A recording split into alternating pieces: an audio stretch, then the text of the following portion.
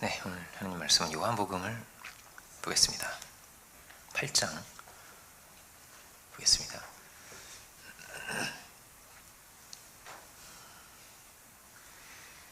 요한복음 8장 1절로 11절까지를 찾으신 줄로 알고 제가 봉독하겠습니다. 다 각각 집으로 돌아가고 예수는 감람산으로 가시니라.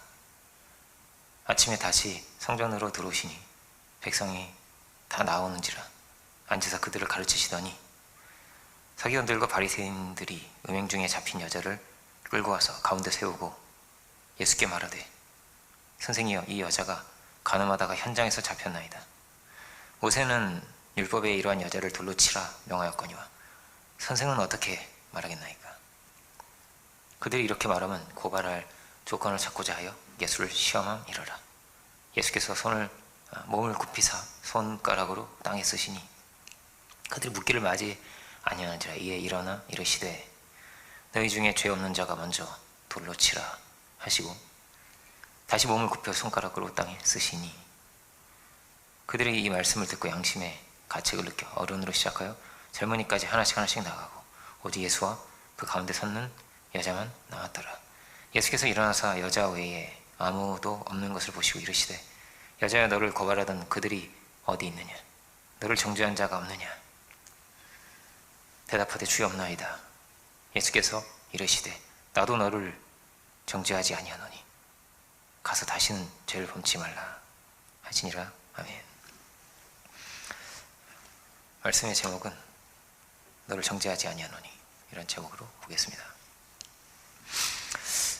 사람에게 있어서 가장 중요한 것이 무엇일까?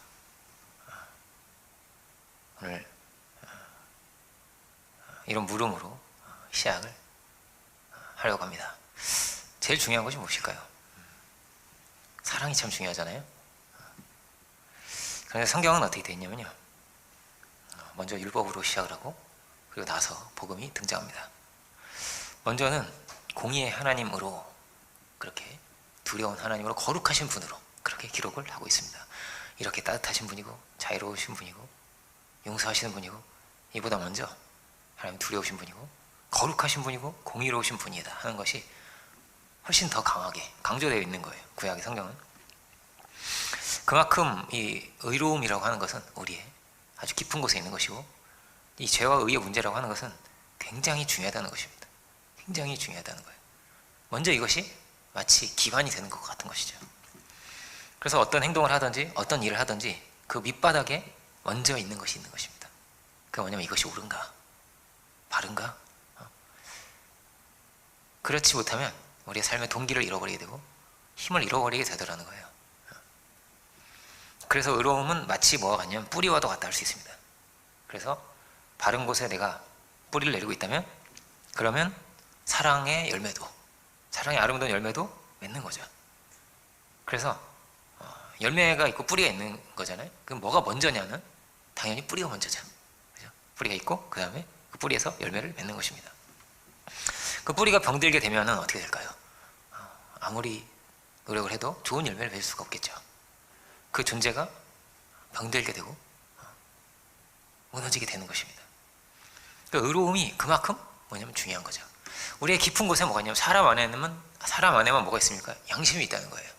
이 양심이라는 건 뭐냐면요, 우리한테 외침이 있는 거예요. 우리 안에서 잘못된 일을 하거나 거짓말을 하거나 뭘 이렇게 그러면 안 돼 라는 게 우리 안에서 이렇게 나온다는 거예요. 그러면 안 돼, 그러지 마, 이런 게 우리 안에 있다는 거죠. 그건 뭐냐면 의롭고자 하는 것이 우리 안에 들어있다는 것입니다. 그 원칙이 세워져 있는 거예요. 이러면 안 되는데, 이렇게 해야 될 텐데, 이런 게 우리가 어떻게 하기 전에 이미 세워져 있는 거예요, 우리 안에. 근데 문제는 뭐냐면 이 원칙대로 온전히 우리가 살 수 없다는 것이죠. 다 연약함을 가지고 있고, 그래서 우리도 모르게 이렇게 잘못된 방향으로 쉽게 흘러가게 되는 것이죠. 정죄해야 하면 안 되지 라는 걸 우리가 가지고 있는 거잖아요. 그렇지만 정죄가 원치 않아도, 내가 하고 싶지 않아도 가다 보니까 정죄가 돼요. 이렇게 되는 것입니다. 쉽게 우리가 얼마든지 그럴 수 있는 거죠. 그죠? 사랑도 언제 힘들까요? 예수님은 산상수훈에서, 이게 천국의 원칙이거든요. 산상수훈은 산상수훈에서 함부로 뭐냐면 판단하지 말라는 것입니다. 비판하지 말라는 거예요. 너희 비판하는 그 비판으로 너도 그 헤아림을 동일하게 받을 것이다. 주님 말씀하시죠. 그 연약함이 드러나게 되었을 때 우리는 비판할 게 많을 거거든요. 어떤 이렇게 좋은 게 있으면 이렇게 연약한 게 있는 거란 말이야, 다. 그래서 비판할 것이 분명히 있는 것입니다. 근데 그 연약함이 드러나게 되었을 때 이것을 어떻게 이해하는가? 어떻게 품고 가는가? 어떻게 내가 받아들일 수 있는가? 이것이 굉장히 중요하다는 거예요. 은혜 안에서는 내가 막 은혜가 넘치고 평안이 있고 감사가 있고 막 그러면 도리어 그의 연약함을 위해서 우리가 기도할 수도 있겠죠. 그것을 놓고 간절한 마음으로 그를 위해서 기도도 하고 어떻게든 그를 채우려고 하고 용서하고 이해하려고 하는 마음이 우리 안에 들 수도 있겠습니다. 이게 굉장히 이상적인 거죠. 이상적인 거예요. 그래서 대개는 어떠냐면 연약함이라고 하는 것은 짐이 되는 것이고 그 연약함이 나에게는 뭐가 되는 거예요? 나에게는 짐이 될 수 있는 거죠. 늘. 이게 내가 무거워지는 거란 말이에요. 그래서 정죄할 것이 되기가 굉장히 쉬운 것입니다. 나도 모르게 그렇게 되는 것이고 그 연약함이라고 하는 것이 자기 자신의 연약함도 어떠냐면 이게 자랑거리가 절대 될 수 없어요. 나 이거 연약하다 이러면서 자랑하면서 막 돌아다닐 사람 있습니까? 그럴 수가 없어요. 이게 감추고 싶고 이게 막 드러날까 봐 겁나고 이게 막 이렇게 터치가 됐을 때 막 이렇게 막 뭐가 속에는 안 좋은 게 막 나오고 이런 거란 말이에요. 어떤 이가 공격적일까요? 연약함이 이렇게 드러날까 봐 너무 두렵고 그러면 공격적이 됩니다. 아담과 하와의 이야기가 그런 거죠. 아담이 하와를 재판정에 선 거예요. 하나님 앞에서 아담과 하와가 함께 섰습니다. 그런데 갑자기 아담이 하와를 공격하기 시작하는 거예요. 언제? 하나님이 아담에게 죄를 물었을 때 너 왜 그것을 먹었니? 했을 때 이렇게 변론을 하든지 이게 아니라 하와를 공격하기 시작해요. 근처 여자가 하나님 주신 저 여자가 나에게 이걸 줬습니다. 내가 죄인이면 안 되는 거예요. 나는 죄인일 수 없는 거예요. 그래서 막 이렇게 공격하기 시작합니다. 최고의 방어가 공격이라는 말 있잖아요. 그죠? 마치 그런 것처럼 막 공격을 하기 시작해요. 그렇게 하와를 정죄하였다. 이게 참 슬픈 이야기죠. 창세기에. 근데 그가 그렇게 이렇게 공격하기 시작한 이유는 뭐냐면 그것은 죄로 인한 것이죠. 그의 죄와 하와도 왜 죄가 없겠어요? 이 죄로 인한 것이었단 말이에요. 그런데 대개는 어떠냐면 자신을 돌아보지 못할 때가 많은 것입니다. 그래서 그 여자가 줬어. 여기 이렇게 꽂혀 있는 거예요. 여기를 꽂히는 거예요. 쉽게. 그 연약함이 문제야. 이게 문제야. 그래서 이거를 계속 집요하게 막 파고들었다고 생각해 보세요. 아담이 한 900년 넘게 살았잖아요. 한 900년의 시간을 930년을 살았는데 한 900년 정도의 시간을 하와한테 계속 또 묻고 근데 그때 그거 왜 줬어 나한테? 뭐 이러면서. 그런데 생각해 보세요. 이 지옥이죠. 그걸 계속 파고들면 더 힘들 텐데 거기에서 그것 때문에라고 생각하면 막 파고들면 나도 힘들고 그도 힘들지 않겠어요? 그런데요 그렇게 되기가 쉬워요. 내가 죄의 문제가 있다. 이건 쉽지 않거든. 쉽지 않은 문제. 이것도 쉽지 않은 문제거든요. 내가 이거 견딜 수 없는 거예요. 그래서 자꾸 그에게 묻게 되기가 쉬운 것입니다. 이 죄는 어떤 속성을 가지고 있냐면요. 죄는 더 큰 죄를 불러옵니다. 그래서 이렇게 돼 있습니다. 욕심이 잉태한 즉, 야고보서의 말씀인데요.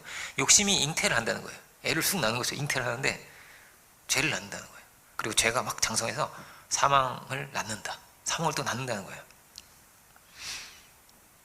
우리의 존재가 이유 없이 불안하거나 무거워지거나 우울해지거나 이 모든 것이 우리가 의식하지 못하더라도 우리가 다 알지 못하더라도 우리 깊은 곳에 뭐가 있냐면 연약함이 있고 죄가 있다는 거예요. 우리가 해결할 수 없는 죄가 있는 것입니다. 우리가 알지 못하는 사이에 이미 이게 들어와 있는 것입니다. 그래서 이것이 우리를 끌고 가는 거예요. 우리의 삶을 끌고 가는 것입니다. 그래서 공격적이 되고 강팍해지고 불안하고 그렇게 되더라는 거예요. 그리고 반대로 하나님의 은혜가 우리에게 확 이렇게 임하면요 신기하게 마음이 밝아지고 마음에서 이렇게 정죄감이 낮아지고 이렇게 떨어지고 자기를 돌아볼 수 있는 이런 게 생기고요 이해할 수 있고 정죄하지 않을 수 있는 이런 것들이 이렇게 오는 거예요. 믿는 자들은 아는 거죠. 아 답이 정말 은혜에 있구나. 나의 의로움이 없구나. 오직 은혜를 구하면서 정말 이렇게 살아야 되는구나 라는 것을 우리는 알고 있는 것입니다.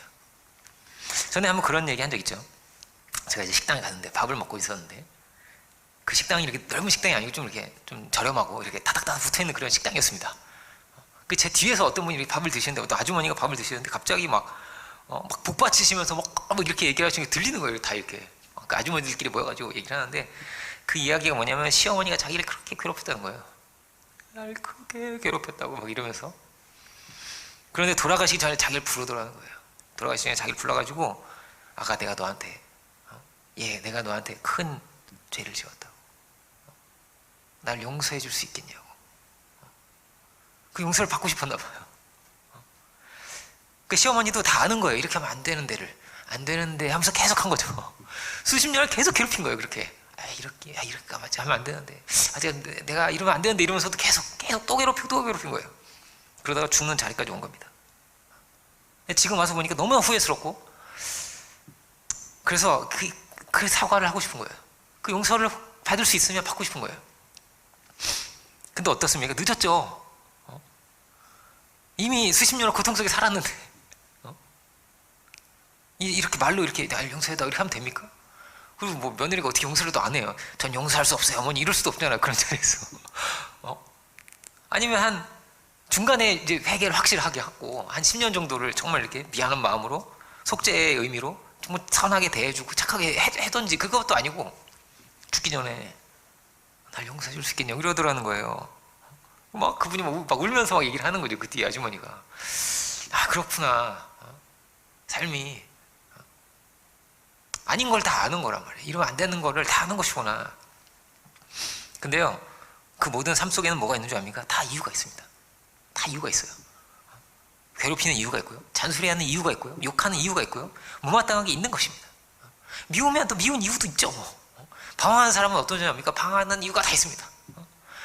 학생인데 막 오락실에서 오락하고 있으면 이 오락한 이유도 있는 거예요. 다 이유가 있는 거거든요. 그런데 어떻다고요? 죄라는 것을 다 안다는 것입니다. 이 죄임을 피할 수 없어요. 죄는 죄란 말이에요. 어떤 이유가 있어도, 어떤 핑계를 댈 수 있어도 죄는 죄인 것이죠. 아무리 정당한 이유를 가져도 고통스럽습니다. 고통이 있는 것입니다. 깊은 곳에. 근데 그 고통을 계속 이렇게 그 고통의 행동을 계속 하고 또 하는 거예요. 마치 자해를 하듯이. 상대방만 괴롭힌 게 아닌 거란 말이에요. 자기 존재도 고통스러운 거란 말이에요. 계속 근데 그 길을 가는 거예요. 가서는 안 될 길임을 아는데, 누가 안 가르쳐줬는데, 안 가르쳐줘도 안단 말이에요. 이거를 아는데도 그렇게 계속 가더라는 것입니다. 이걸 어떻게 풀어갈 수 있는 것입니까? 어디서 풀어가야 되는 것입니까? 용서할 수 있고, 막 막힌 다음에 헐리고, 정말 서로 부둥켜 안고, 뭐 이렇게 야구과에서처럼 목을 어금맞게 울면서. 어떻게 그럴 수 있습니까? 늘 어떠냐면요, 성경은 답은 복음에 있다고 말합니다. 주님께 있지, 하나님의 은혜에 있지 라고 말합니다. 복음에만 길이 있다는 거예요. 그러니까 늘 문제는 뭐냐면 이 죄의 문제가 해결이 되지 않기 때문에 이것이 우리를 자꾸 끌고 가더라는 거예요. 이것이 가장 큰 문제가 되더라는 것입니다. 마치 뭐냐면 우리 이 깊은 곳에 있다고 했죠.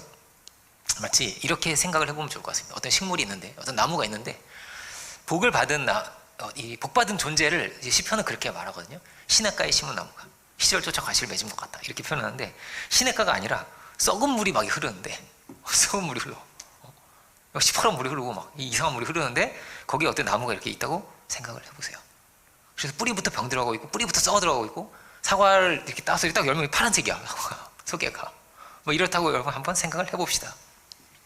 그러면요, 그 식물은요, 아무리 열심히 뭐 노력을 하던 뭘 해도요, 열매가 주렁주렁 막 노력을 해서 열매를 주렁주렁 맺혀. 다 파란색이에요. 잘 안 하는 이만 못할 수 있는 거예요. 그죠? 자꾸 이렇게 막 노력을 하는데 더 정제가 더 나와요. 더 파헤쳐. 한번 파헤쳐 보자고 하면 더 파헤쳐. 더 괴로울 수도 있어요. 그럼 더 화가 나고, 더 불안하고, 더 큰 고통의 원을 그릴 수 있는 거죠. 예수님은 수고하고 무거운 짐을 지고 있다고 하십니다. 수고하고 무거운 짐진 자들아, 다 내게로 오라는 것입니다. 이 짐을 어떻게 해결할 수 있는 방법이 없거든요. 그러니까 주님 부르시는 거란 말이에요. 이 고통의 문제를 불안하고 고통스럽고 정죄하면서 이렇게 사는 거란 말이에요. 이것이 하나의 원과 같아서, 가령 내가 부모에게 상처를 많이 받았다. 그러면요, 이게 또 이어져 가기도 쉽습니다. 나도 똑같이 자식하고 똑같이 또 하는 거예요. 이렇게. 여러분, 상담 이런 거를 공부를 해보면요, 혹은 뭐 상담하는 이런 이야기, 그런 사례들, 이런 걸 들어보면요, 그런 게 너무나 많은 거예요. 자기가 자기 아버지랑 똑같이 하고 있더라고. 자기가 자기 어머니랑 똑같이 하고 있더라는 거예요. 이렇게. 그럼 안 되는데 하면서도 하고 있더래요. 또 그 시어머니가 돼 있더래요. 자기가 또 자기 며느리가 왔는데 자기가 그렇게 싫었는데 그걸 또 자기가 또 하고 있더라는 거예요. 그렇게 반복이 되기가 쉬운 거죠. 그렇게 나도 모르게 흘러가는 거예요. 부모가 불안하니까 나도 또 불안하고, 부모가 바람 피고 또 자식도 바람 피고, 뭐 이러더라는 거예요. 부모가 무속인이면 어떨까요? 무서운 거죠. 전에 한번 말씀드린 적 있지만, 부모가 무속인이잖아요? 그럼 자녀들이 무속인이 많이 돼요. 왜냐면 자꾸 귀신이 보이거든요. 귀신이 자꾸 자기에게 말을 하거든요. 최고 불쌍한 게 무속인의 자녀예요. 최고 불쌍한 게. 너무 안 하고 싶은 거예요. 무당은요, 제일 안 하고 싶은 거예요. 제일 안 하고 싶은 거예요. 근데 계속 괴롭힌다고 하는 거예요, 귀신이. 그래서 무속인 자녀들이 그렇게 자살을 많이 하거든요. 자살하고 정신병 걸리고 암에도 많이 걸린다고 하고 수명이 길지 않은 거예요. 그래서 최근에 그런 뉴스들이 많이 있더라고요. 이렇게 체육인들이죠. 체육인들 사이에 막 이상한 군기가 있나 봐요. 그래서 막 후배를 때리고 폭행하고 심지어 성폭행도 한다고 하는데, 운동을 하는데, 우리 아이들이 만약에 운동을 한다고 하면 그런 체대에 막 이런데 보내고 싶겠습니까? 뭐 엎드려 뻗쳐 해야 되고 절대 안 보내고 싶을 것 같아요. 운동한다고 하면 말리고 싶을 것 같아요. 그런 내용을 들으면. 근데 그럼 미국에도 이런 군기가 있겠습니까? 없죠. 실력만 있는 거란 말이에요. 실력만. 근데 우리나라는 무서운 거예요. 실력이 있어도 못 올라가고 뭐 이렇게 돼 있는 거예요. 이상한 군기가 이렇게 잡혀 있어서. 너는 메달 땄잖아 이렇게 자른다든지 위에서 막 그렇게 하는 거예요. 이렇게. 실력이 중요한 게 아니고. 왜 이렇습니까? 그 위에서 내려오는 게 있으니까 이렇더라는 거예요. 이렇게 그냥 이렇게 이어져 내려오더라는 거예요. 이 결과가 이렇게 되어 있다는 것입니다. 왜 이런 이야기를 합니까? 뿌리에 관한 거죠. 우리는 결과이거든요. 부모의 결과이기도 하고, 역사의 결과이기도 하고, 사회의 결과이기도 하고, 교육의 결과이기도 하고, 원인이 있고 결과가 있는 거잖아요. 그 원인이 뭐냐는 것입니다. 원인이 어디 있느냐? 올라가 보면 맨 위에는 아담이 있죠. 이제 슬픈 이야기인 거죠. 창세기 3장의 이야기가 있죠. 그 창세기 3장을 어떻게 계속 또 반복하고 그러고 있는 거예요. 이게 해결이 안 되는 거죠. 한다고 하는 게 뭐예요? 한다고 하는 게 하와 공격하는 거죠. 한다고 하는 게. 성경은 어떻게 되어 있습니까? 본토 친척 아비 집을 떠나면서 시작을 한 거예요. 떠나면서 새로운 길을 가라는 거예요. 하나님께서. 이제까지 네가 살던 곳이 있는데 다 버리고 나를 따라와. 그 사람들이 다 쫓아가는 게 있거든. 그거 쫓아가지 말고 나를 따라와. 이렇게 되어 있습니다. 그래서 원인이 다른 거예요. 이제 그가 왜 이 인생을 시작했는가, 왜 이런 길을 지금 가고 있는가, 왜 지금 그는 무엇에 순종해서 무엇을 따라서 가고 있느냐가 하나님이 되어야 하는 거예요. 이걸 바꾸는 것입니다. 그 존재를. 그래서 새롭게 시작해라 라는 거예요. 새롭게 시작해라. 복음도 그렇게 되어 있는 거죠. 그리스도 안에서 새로운 피조물이 되라. 새로운 피조물이라는 것입니다. 만일 인생을 다시 시작할 수 있다, 그러면 하겠습니까? 내 인생을 다시 시작할 수 있다. 어떤 시점으로 돌이켜서. 그런데요, 뿌리가 같고 원인이 같잖아요. 그럼 우리는 또 똑같이 살 겁니다. 똑같이 되는 거란 말이에요. 근데 현재의 자리에서 내가 완전히 다른 곳에 뿌리를 내리고 이전 것을 다 버릴 수 있고 리셋을 하듯이 그거를 다시 시작할 수 있다. 그게 성경에 있습니다. 그걸 거듭난다고 그래요.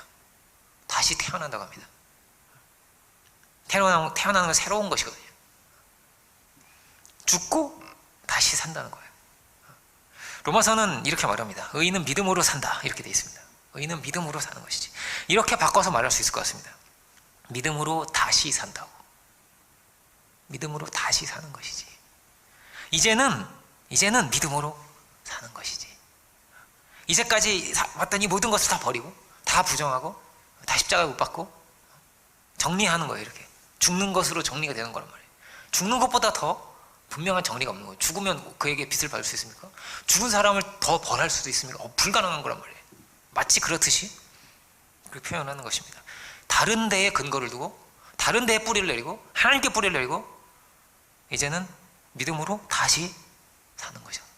그래서 의인으로 살 수 있다는 것입니다. 그래서 믿음으로 의인이 되는 것이고 의인은 믿음으로 산다는 것입니다.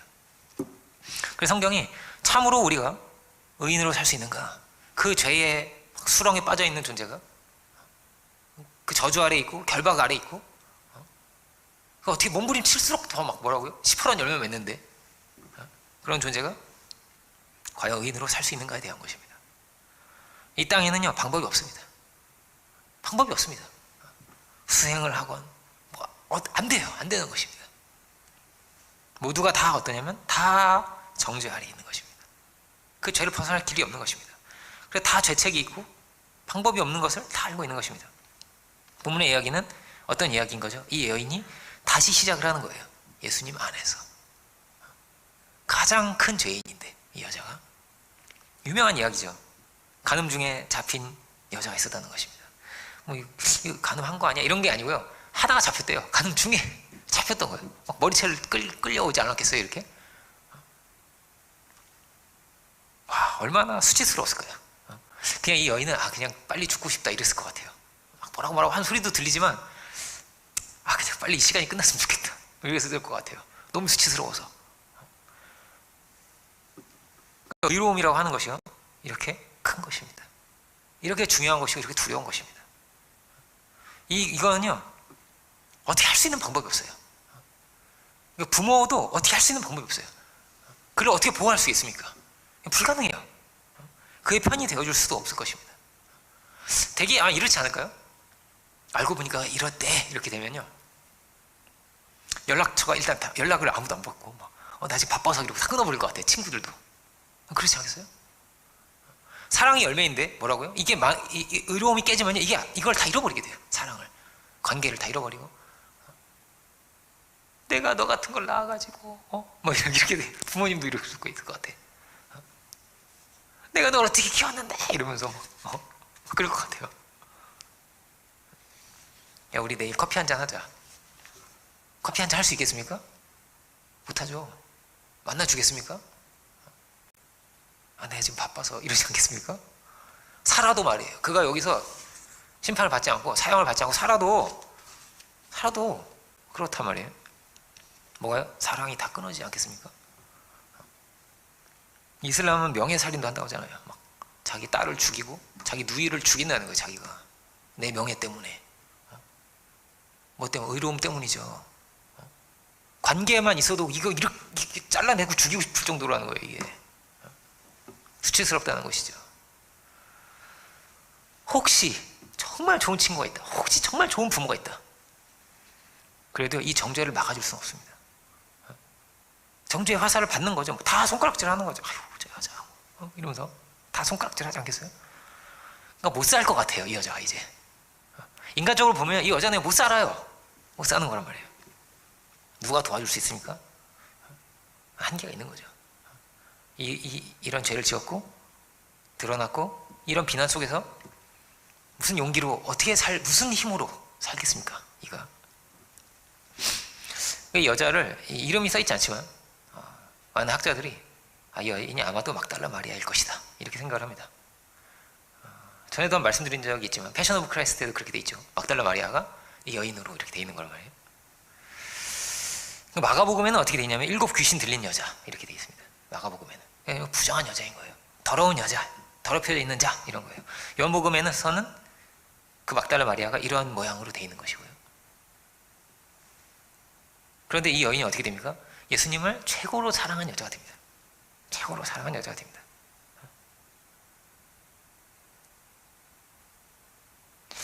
지금 여기서는 너무나 고통스러운데, 그죠?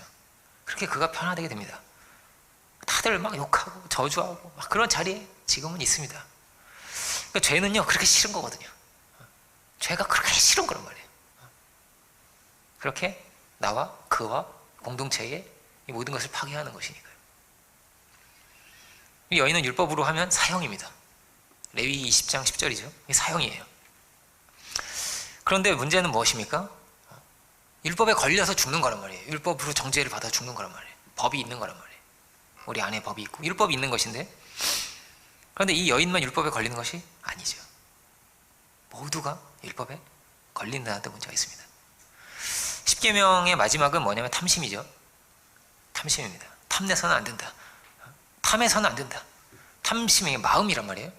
여기에서 모든 죄가 다 파생이 되는 것입니다. 아까 뭐라고 했죠? 욕심이 잉태한 즉 죄를 낳는다고. 욕심을 탐심으로 바꿔도 되죠. 탐심이 잉태한 즉 죄를 낳는 것이란 말이에요. 근데 여기서 다 걸린다는 것입니다. 여기 있는 사람 다 돌 들고 있는데 다 걸려요.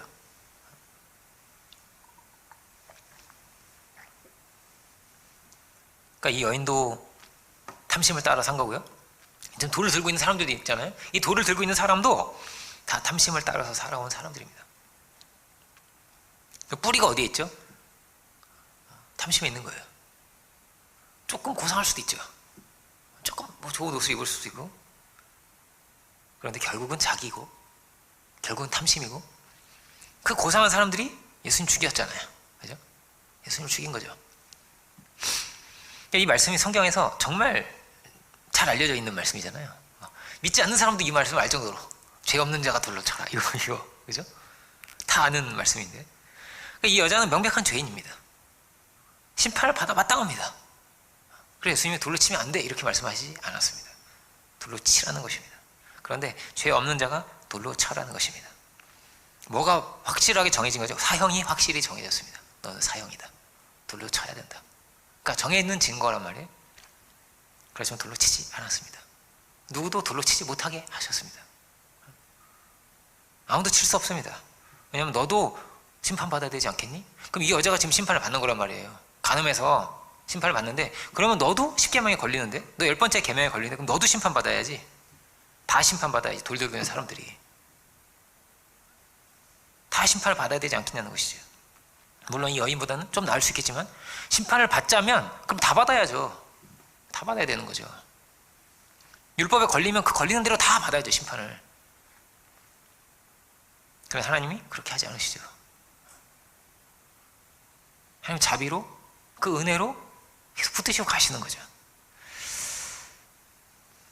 그러니까 죄의 문제라는 것이 이렇게 큰 거죠. 만약에 죄를 어떻게 씻을 수 있습니까? 죄를 안 지으면 의인이 되는 거예요. 그럼 지으면 어떻게 돼요? 지으면 죄값을 치르면 다시 원래 자리로 돌아오지만, 그렇지만 어떻게 되는 거죠? 그걸 돌이킬 수는 없는 것입니다. 그 전으로 완전히 돌아갈 수는 없는 것입니다. 우리나라는 다 전과자 되죠. 전과자. 그리고 여러분 이렇게 생각해 보세요. 내가 돈을 훔쳤어요. 한 100만 원 훔쳤어요. 누구의 돈을? 가령 100만 원 훔쳤는데, 내가 훔쳤는데 이 사람의 사업이 망했어요. 100만 원 때문에. 근데 내가 한 달 뒤에 돌려줬어요. 미안해. 2배로 돌려줬어요. 200만 원 돌려줬어요. 근데 어떻게? 사업이 망했는데? 어떻게 할 거예요? 아니면 내가 훔쳐왔는데 이 사람 병원비였어. 못 고쳐서 죽었어. 1000만 원을 가지고 가도 어떻게 살리겠어요? 돌이킬 수 있는 것입니까? 이 죄가 이런 거란 말이에요. 사람이 어떻게 할 수 있는 게 없는 거예요. 이걸 갚아줄 수 있고, 이걸 돌이킬 수 있고, 더 큰 선으로 바꿀 수 있는 것은 하나님밖에 없거든요. 하나님밖에 없어요. 하나님 어떤 분이신가? 하나님이 정죄하지 않으셨다는 거예요. 이 여자에게 대한 원칙이 이 모두에게 대한 원칙이에요. 왜냐면 정죄를 받자면 뭐라고? 다 받아야 되는 거거든요. 정죄를 하지 않자면 다 안 해야 되지 않겠어요? 근데 하나님께서 그를 정죄하지 않으셨습니다. 왜냐하면 그가 살기를 바라셨거든요. 그가 다시 살기를 바라셨거든요. 이게 창세기 3장의 이야기입니다. 아담과 하와가 다시 살기를 바라신 거란 말이에요. 하나님은 죄인이 다시 살기를 바라신 것입니다. 연약함은 있지만, 죄인이지만, 부족함이 있지만, 과거에 어떤 거 있지만, 그가 다시 살기를 하나님은 간절히 바라신 거란 말이에요. 그 사랑을 가지고, 은혜를 가지고, 그 아들을 보내시기까지 해서 어떻게든 그가 다시 살기를 바라신 거죠. 어떤 면에서 우리는 같은 것입니다. 다 창세기 3장 안에 있는 것입니다. 죄가 있고 하나님의 심판 앞에 있다는 것이죠. 판결을 내리십니다. 예수님이 뭐라고요? 사형입니다. 사형이 맞습니다. 법이 그렇게 돼 있습니다. 유대의 법이 돌로 치라는 것입니다. 그렇지만 주님은 그래 너 이거 던질 수 없고, 그리고 주님도 정죄하지 않으신다는 것입니다. 정죄하지 않으신다. 여기서 이 여자가 제2의 인생을 살게 됩니다. 새로운 길로 그가 가게 됩니다. 죄가 막 다 없어집니까? 돌이킬 수 없는 게 있다고 했잖아요. 이 남자가 있을 거 아니에요. 이 남자의 인생 어떻게 할 거예요? 남자 인생, 그죠? 사람들이 다 막 손가락질하지 않겠어요? 이 여자가 돌아갈 곳이 없어요.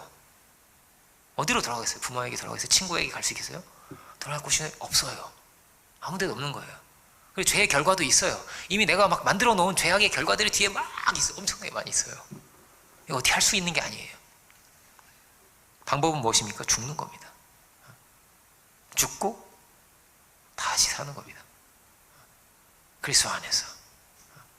이 여자는요, 여기서 죽었습니다. 그 죄 많은 여자는 죽었습니다.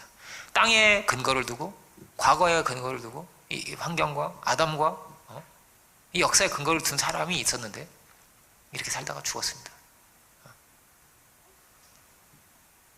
사울이 그렇죠. 사울이 죽었습니다. 바리새인이었고 율법에 열심히 있었지만 교회를 박해하고 사람 죽이다가 죽었습니다. 하나님 만나서 죽었습니다. 그리고 다시 살았습니다. 어떤 분을 다시 만난 것입니까? 새롭게 창조하시는 분을 만났습니다. 새로운 근거를 만났습니다. 내가 새롭게 뿌리를 내릴 곳을 찾았습니다. 살 수 있는 단 하나의 길이 있는 것입니다. 이 여자한테는 나를 정죄하지 않으시고 나를 살게 해주신 유일한 분, 정말 죄가 없으시지만 하나님의 아들이시지만 나를 불쌍히 여겨주시고 나를 이 죄에서 건지시며 정죄하지 않으신 분, 유일하게 단 하나의 살 길이 주님인 거죠. 이 여자의 근거는 이제 주님밖에 없는 것입니다. 근데 이게 이 여자만의 이야기가 아니죠. 베드로는 예수님을 3번을 부인합니다. 저주까지 하면서 부인하죠. 이거 어떻게 살겠어요? 창피해서. 어떻게 살겠냔 말이에요. 이게. 일반적으로 생각을 해보세요. 아마도 이름도 바꿀 것 같아.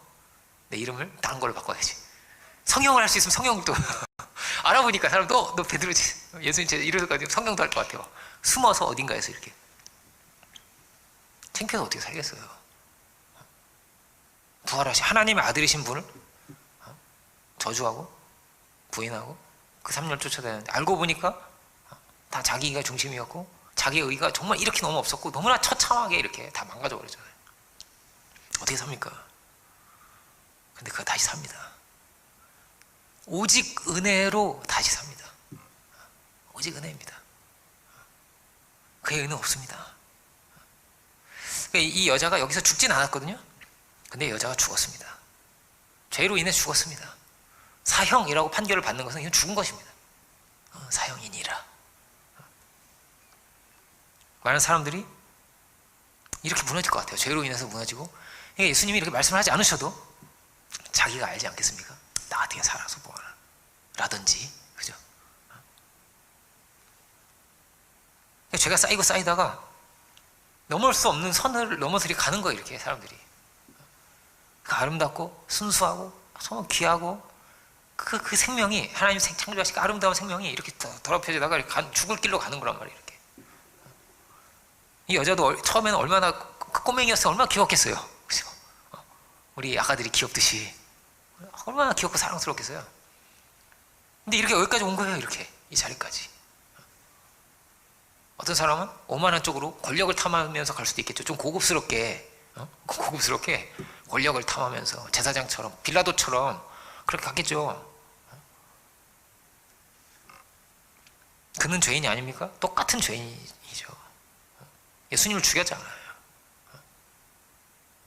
그 상황이 오니까. 그렇지만 이 여인은 이 자리에서 깨어지고 새로운 삶으로 그가 다시 살게 된 거죠. 주님으로 인해서 그가 다시 살았습니다. 나를 구원하신 은혜로 그가 다시 살았습니다.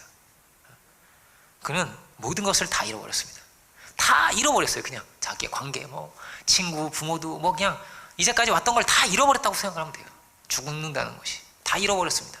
죽는 게 잃어버리는 거잖아요. 몸도 잃어버리고 다 잃어버리는 거잖아요. 근데 여자가 죽었어요. 다 잃어버렸어요. 그리고 주님으로 인해서 모든 것을 다시 얻었어요. 하나님의 자녀가 되었고 주의 신부가 되었고 새로운 자리에서 새로운 차원으로 그가 다시 시작하는 거죠. 은혜 안에서 새로운 삶이 그에게 이렇게 다시 시작이 된 것입니다. 이제 이 여인의 근거는 예수님밖에 없는 거죠. 생명의 주님께 뿌리를 내리고 그가 살아가게 된 것입니다. 이제 8장 후반부에 나오는 내용은 굉장히 유명한 말씀이 또 여기 나와요. 뭐냐면 진리가 너희를 자유케 하리라고.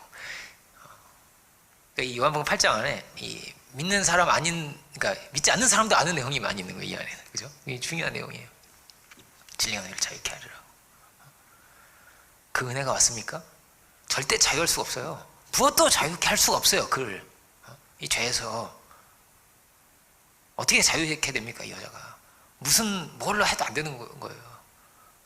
그리고 죽는 방법밖에 없을 정도로. 그런데 진리가 그를 자유케 한 것입니다. 그 아들이, 하나님의 아들이 그를 자유케 한 것입니다. 창세기 3장도 이런 자리가 되었으면 좋았지 않았을까? 베드로는 어떻게 살았을까? 이렇게 산 거죠. 은혜로. 오직 은혜로 다시 산 거죠. 나는 주님께 나아갈 수 없는데 주님이 또 날 찾아왔어요. 부활의 주님이. 오지 마시란 말이에요. 이럴 것 같아. 그런데 찾아왔어요. 그래가지고 베드로야 이렇게 오시는데 사랑이죠. 사랑. 그래서 오신 거란 말이에요. 그 바울도 찾아오셨어요. 그 핍박자, 포행자. 아 이제 죽는구나 이렇게 생각했을 것 같은데 하나님이 딱 나서 예수님이 딱 사울아 사울아 부르는데 내가 이제까지 정말 큰 죄를 지었구나. 아 내가 죽을 죄를 이제까지 지으면서 왔구나. 그거 알았는데 근데 그 음성이 사랑의 음성이죠. 다 어떠냐면요. 이 사람들이 다 씻을 수 없는 죄가 있는 거예요. 도저히 어떻게 할 수 없는 죄가 있는 거란 말이에요. 바울이 열심히 살아요. 그럼 뭐 스테반이 살아납니까? 아니요. 안 살죠.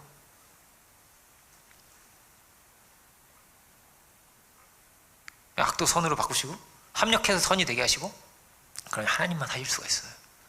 우리가 어떻게 할 수 있는 게 아니에요. 더 큰 선으로 덮을 수 있습니까? 아니요. 안 돼요. 안 되는 것이죠. 그 이들은 어떻게 된 것입니까? 은혜로 뿌리를 뽑아서 옮겨진 거예요. 하늘로 옮겨진 것 같은 것이죠. 다른 곳에 심긴 사람들이란 말이에요. 그래서 이제부터는 열매가 어떻습니까? 열매가 깨끗한 사과가 열리고 처음에는 약간 이렇게 약간 하늘색이 될 수도 있어. 이게 약간 푸르스름한데 이럴 수도 있어요. 이게 처음에는. 그렇지만 성화의 과정이 있다고 하자면 말이에요. 그래서 이들이 아름다운 열매를 맺게 된 거죠. 은혜 가운데서. 이 여인이 이 듣는 말이라는 것은 전혀 알지 못하는 말입니다. 이 말은 나는 너를 정죄하지 않겠다는 이 말이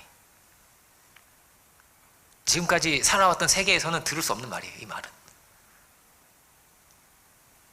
내가 너를 정죄하지 않겠다고. 그는 사랑의 세계에 이렇게 들어오게 됩니다.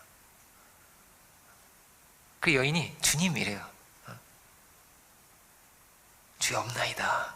이렇게 11절을 보면 주여 없나이다. 주님 이제 주님 당신과 나밖에 없습니다.